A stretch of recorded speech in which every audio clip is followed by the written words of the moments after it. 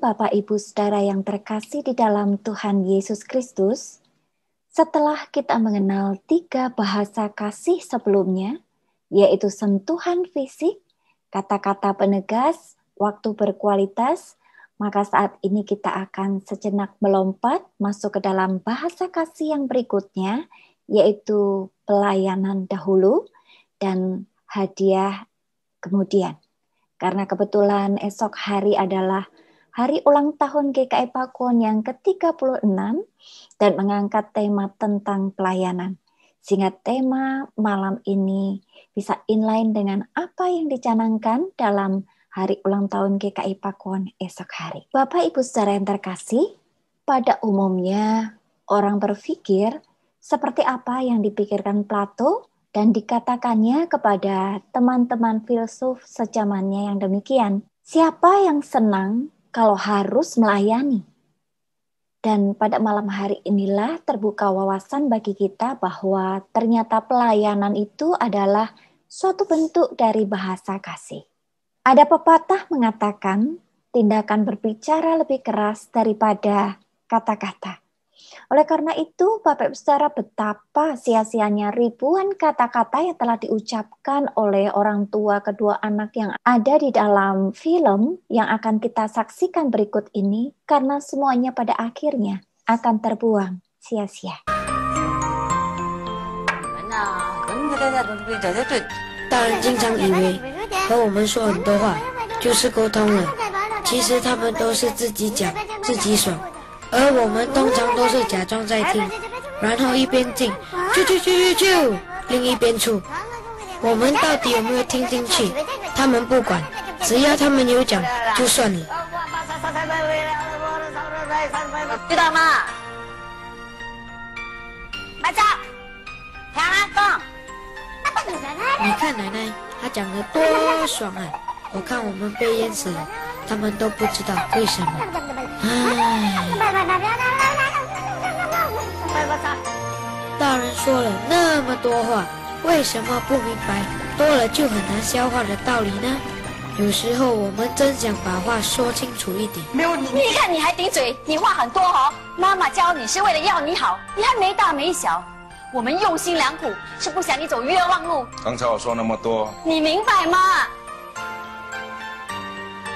你为什么不说话？你哑巴！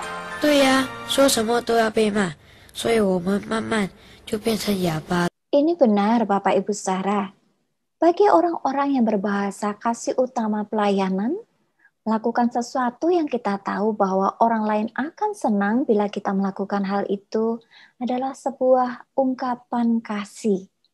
Begitu pula ketika kita memasak makanan, kita mencuci piring, membersihkan lantai, mencuci baju, membereskan rumah, mandikan anjing, ketika kita mengecat dinding kamar, mencuci mobil, kita membenahi bagian-bagian rumah yang rusak, mengantarkan anak-anak ke sekolah, ke les, ke latihan bola, memperbaiki mainan mereka yang rusak, bahkan memasang kembali rantai sepeda mereka yang lepas, dan banyak daftar yang mungkin tidak dapat berakhir.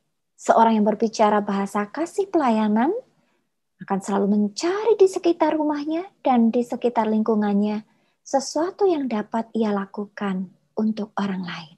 Oleh karena itu, orang tua harus memperhatikan 3 prinsip ini dalam menyampaikan bentuk bahasa kasih pelayanan kepada anak-anaknya. 3 prinsip itu yang pertama adalah ketika motif utama dalam melayani anak adalah melakukan yang terbaik, maka kita sedang mengisi tangki kasihnya.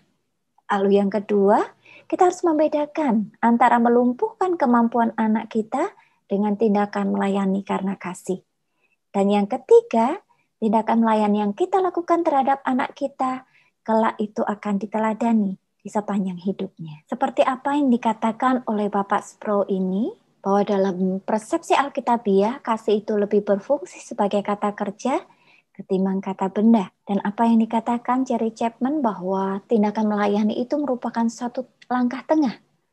Kita melayani anak, tetapi setelah ia siap, kita ajarkan cara melayani diri sendiri dan kemudian mereka akan melayani Tuhan dan melayani sesama.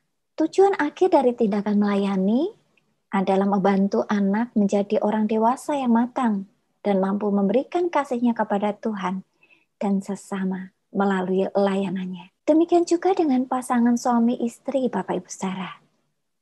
Bagi seorang yang bahasa kasih utamanya adalah tindakan pelayanan, kata-kata dapat dipastikan tidak berarti apa-apa bila tidak disertai oleh tindakan pelayanan. Misalnya seorang suami berkata kepada istrinya, "Istriku, aku mengasihimu." Maka sang istri dengan bahasa kasih pelayanan akan berpikir, bila dia mengasihiku, ia seharusnya membereskan sesuatu di sekitar sini.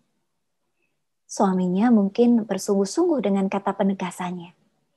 Tetapi rupanya si suami gagal melihat si istri secara emosional. Karena bahasa kasih sang istri adalah pelayanan. Dan tanpa itu, sang istri tidak akan merasa dikasihi. Ada seorang istri yang berjalan-jalan sepanjang hari, mengabaikan tugas-tugas rumah tangganya pada hari itu untuk dapat menemukan sebuah hadiah yang spesial untuk suaminya. Tetapi ternyata bahasa kasih suaminya adalah pelayanan. Maka sang suami justru bertanya-tanya dalam hati, "Mengapa istriku menghabiskan waktu untuk shopping sepanjang hari di mall untuk membelikan aku hadiah? Bukannya membereskan rumah atau memasakkan aku masakan yang enak." Rupanya, jalan masuk ke dalam hati suaminya itu adalah sesuatu yang melayaninya, melayani kebutuhannya, dan melayani isi perutnya. Banyak laki-laki yang jadi susah fokus dan menjadi mudah temper ketika mereka lapar.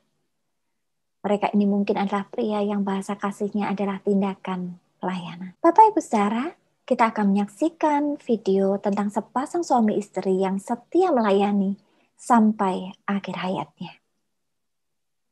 Kami menikah tanggal 28 Agustus tahun 93. Keluarga kami datang dari Kanada dan Singapura. Teman dari kalangan film dan Kristen datang menghadiri pernikahan di Hong Kong.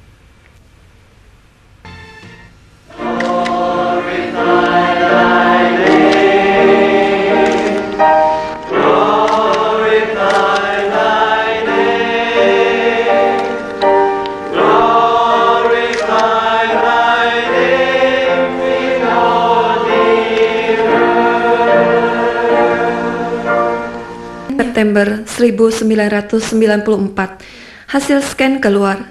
Menurut dokter, hasil scan sangat buruk karena tumor tumbuh di balik mata kiri menuju otak dan melalui mata kanan. Tumornya sangat intensif dan sangat agresif. Menurut dokter, jarang ada tumor seagresif ini yang pernah ia temui. Kutanya, berapa agresif? Jawabnya, sangat agresif. Katanya pada suamiku, hidupmu hanya 3 bulan lagi. Dan jika aku menjadi engkau, aku lebih baik mati. Begitu dokter memberikan komentarnya. Tapi bagi diriku, setelah melalui semua proses radiasi di Hong Kong dan Singapura, dan semua jenis perubahan dalam hidup kami, aku merasa sangat kecewa. Aku sangat sedih. Aku khawatir suamiku akan tinggalkan Tuhan karena ia sangat mencintai Tuhan. Tapi kurasa ia sangat menderita. Kulihat dokter dan kukatakan, "Dokter, jangan bicara begitu. Kita tak tahu umur manusia. Hanya Tuhan yang tahu."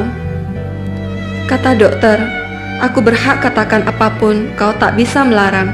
Aku sangat cemaskan perasaan Rab. Ku tatap matanya. Ia banyak berubah karena penyakitnya. Radiasi membakar wajah. Rambutnya rontok. Kulitnya memerah dan bengkak. Ia selalu sakit kepala dan merasa sedih. Ia tahu Allah yang dipercayainya. Aku melihat bagaimana mungkin ia dapat terima vonis mati dokter. Tapi respon Rab mengejutkan. Ia tak katakan takut, ia tak cemas, ia tenang, katanya saat kami pulang.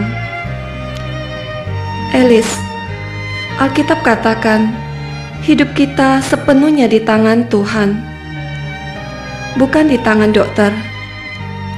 Elis, jika bukan kehendak Tuhan memanggil aku ke surga sekarang, ku tahu Tuhan ingin ku alami Dia lebih lagi. Itulah yang Dia katakan padaku. Wajahnya sangat bengkak, sangat rusak. Siapapun melihatnya akan menangis. Ini adalah salah satu situasi yang sangat sulit. Tapi dari dasar hatinya, Rab katakan, aku masih percaya Tuhan. Aku percaya Tuhan Yesus Kristus 100%. Kasih Tuhan tak terbatas. Tuhan Maha Besar dan Maha Kuasa. Rab menyatakan yang tertulis di Alkitab. Ia meninggikan firman Tuhan meskipun sangat sakit. Lalu, ku peluk Rab. Ku pegangin dia, tak putus-putus bernyanyi dan berdoa. Ku terus bacakan firman Tuhan. Ku lakukan ini 4,5 jam tanpa henti.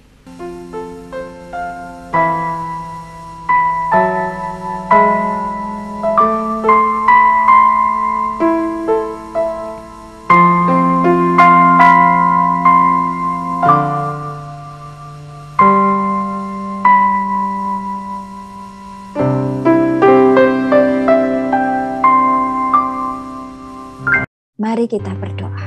Kami bersyukur ya Tuhan, jika pada malam hari ini kami kembali dikenalkan pada sebuah bahasa kasih keluarga, yaitu pelayanan. Melayani adalah salah satu cara untuk membuat tangki kasih anggota keluarga kami dipenuhi. Dan melayani ternyata berkata-kata lebih keras dari ribuan kata-kata yang selama ini keluar dari mulut kami. Mampukan kami ya Tuhan mengenal bahasa kasih keluarga kami dan memenuhi tangki kasih anggota keluarga kami, sehingga mereka pun akan mampu mencapai kedewasaan untuk melayani diri mereka sendiri, melayani orang lain, dan akhirnya juga melayani Engkau. Terima kasih Tuhan Yesus. Amin. Bagaimana langkah-langkah untuk mengetahui bahasa kasih keluarga kita? Yang pertama adalah amatilah perilakunya. Yang kedua, bereksperimenlah dengan fokus pada salah satu bahasa kasihnya atau bertanyalah. Yang ketiga adalah Bapak Ibu Saudara bisa mengisi kuesioner tentang bahasa kasih yang linknya tersedia di dalam deskripsi video ini.